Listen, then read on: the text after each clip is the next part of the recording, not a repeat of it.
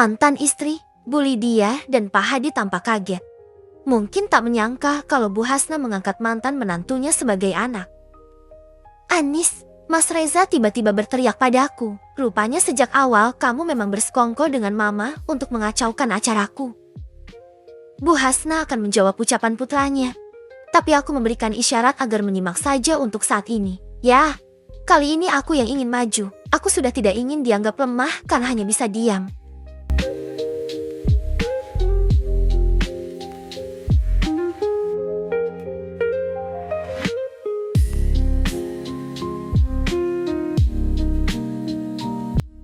Aku dan Mama hanya mengatakan kebenaran. Mas, jawabku, nyatanya, kalian berdua mengawali hubungan dengan perselingkuhan. Mas Reza dan aku sudah saling mencintai jauh sebelum kalian saling mengenal. Mbak, Lara menyahut, jadi Mbak Anis lah yang sebenarnya adalah orang ketiga. Terimalah kenyataan kalau Mas Reza itu gak cinta sama Mbak Anis. Cinta atau tidak, pernikahan kami sebelumnya tetap sah di mata hukum dan agama. Jawabku lantang. Dan kamu mendekati Mas Reza saat kami masih sah sebagai suami istri. Kamu masih tidak ingin menyebut dirimu perebut suami orang. Lara seketika terdiam. Namun kedua tangannya terlihat mengepal. Tampak badannya juga gemetar menahan emosi. Aku menatap ke arahnya dan mamanya bergantian. Benar. Kenapa para wanita perebut itu bisa hidup dengan tenang dan kemenangan? Sampai kapan para istri sah harus rela diam dan mengalah ketika harga diri mereka diinjak-injak oleh orang rendahan seperti mereka? Puluhan tahun yang lalu, sejak ayah meninggalkanku dan ibu, betapa sengsaranya hidup kami. Ibu harus mencari kerja sana-sini untuk bertahan hidup, dan tak jarang dia mendapatkan pelecehan secara verbal maupun fisik. Satu-satunya yang membuatku bersyukur adalah ibu tidak nekat menjadi pelacur hanya agar aku bisa makan.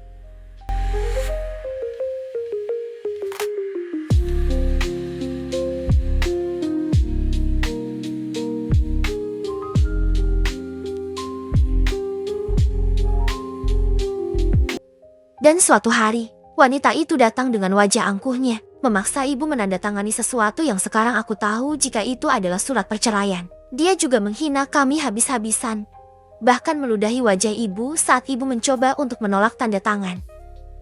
Yang paling aku ingat adalah saat wanita itu melempar sejumlah uang ke wajah ibu sebagai imbalan karena sudah setuju untuk bercerai. Aku masih ingat dengan jelas wajah angkuhnya. Tawanya, semua tak banyak berubah dari wajah Bu Lydia. Meskipun harga dirinya sudah habis diinjak-injak, ibu tetap memungut uang itu. Meskipun aku tahu dengan jelas hatinya hancur. Setidaknya dengan uang itu, dia tak lagi memikirkan bagaimana aku makan untuk beberapa hari ke depan. Dan dengan uang itu juga, akhirnya ibu mengajakku meninggalkan kampung. Kami merantau ke kota. Dan entah berapa lama hidup di jalan sampai ibu menemukan pekerjaan. Ya, saat itulah Bu Hasna bagaikan malaikat yang dikirim Tuhan untuk menolong kami. Ibu akhirnya bisa bekerja di rumah mewah milik Bu Hasna, bisa mengontrak rumah 1 petak dan menyekolahkanku hingga SMA. Hidup kami jauh lebih baik berkat pertolongan Bu Hasna. Namun tetap saja, kerasnya kehidupan ibu sejak dulu terkumpul menjadi penyakit yang akhirnya merenggut nyawanya.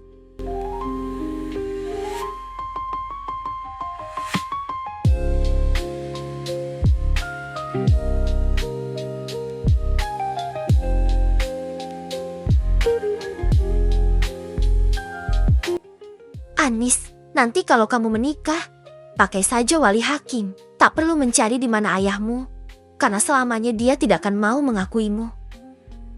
Ucapan ibu sebelum meninggal masih terus tertancap di kepalaku. Rasanya tidak adil sebagai anak perempuan yang tetap membutuhkan ayahnya sebagai wali saat menikah. Aku mengira ibu membenci ayah sehingga dia mengatakan hal itu. Tapi sekarang aku sadar maksud ucapan ibu. Mungkin saja ibu tanpa sengaja bertemu dengan ayah sebelumnya, mengingat Mas Reza pernah menjalin hubungan dengan Lara cukup lama dulu. Itu sebabnya ibu bilang jika ayah selamanya tidak akan mengakuiku sebagai anaknya.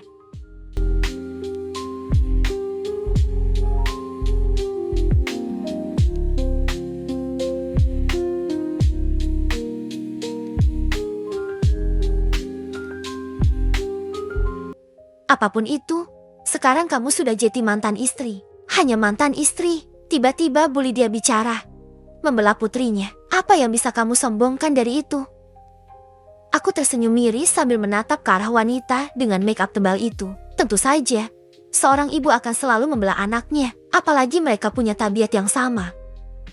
Saya hanya ingin memberitahu Anda, jika saya sudah menjadi bagian dari keluarga Raditya sekarang, jadi kita pasti akan sering bertemu, walaupun status saya sudah menjadi mantan istri Mas Reza, jawabku kemudian. Itu benar, sahut Bu Hasna, seraya merangkul pundakku. Mempertegas ucapanku, Anissa Pratiwi sudah menjadi putri saya. Dan saya tidak akan membiarkan siapapun menyentuhnya termasuk kalian.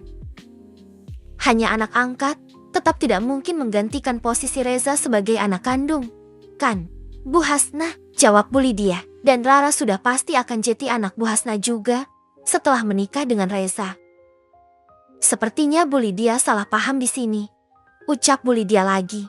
Meskipun Reza adalah anak yang saya lahirkan sendiri, tapi jika dia lebih memilih orang lain sebagai keluarga barunya, bukankah saya harus melepaskannya?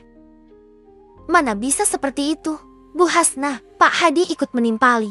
Hubungan darah tidak akan bisa diputus begitu saja sampai kapanpun.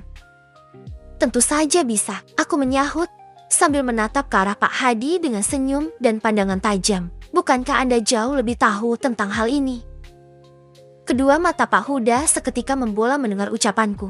Badannya terlihat sedikit gemetar. Mungkin saat ini sedang amat sangat penasaran kenapa aku bisa mengucapkan hal itu.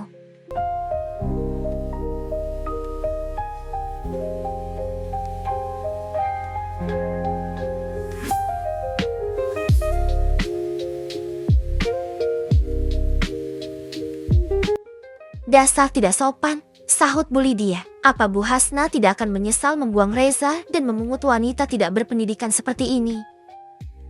Saya tidak berpendidikan, tapi setidaknya saya dibesarkan oleh wanita baik-baik. Dan saya begitu bersyukur ibu saya tidak menurunkan bibit-bibit wanita perebut kepada anaknya.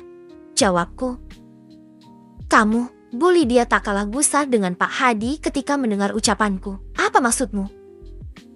Seperti yang tadi saya katakan, tentu kalian sendiri yang paham dengan sifat-sifat kalian sendiri. Bu Lydia tiba-tiba mengangkat tangannya, hendak menamparku. Namun dengan sigap Bu Hasna berdiri di depanku.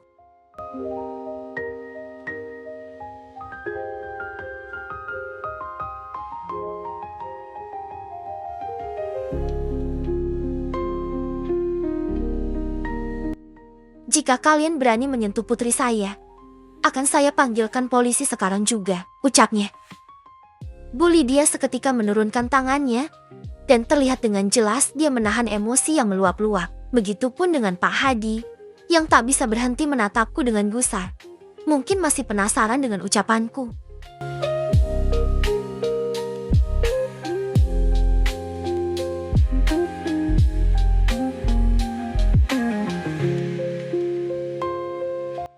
Sudah cukup. Mas Reza kemudian bersuara lantang. Apapun yang terjadi, aku akan tetap menikah dengan Rara, dengan atau tanpa mama. Bagus kalau begitu, jawab Bu Hasna. Selamat berbahagia dengan keluarga barumu. Bu Hasna kemudian memegang tanganku. Ayo kita pulang, sayang. Aku mengangguk, lalu berjalan bersama Bu Hasna keluar dari ruang restoran itu, meninggalkan Mas Reza dan Rara beserta keluarganya yang masih memasang wajah penuh emosi bercampur malu. Bu Hasna terus menggenggam tanganku erat, seolah ingin mengatakan jika semuanya akan baik-baik saja, sedangkan pikiranku sendiri masih melayang jauh.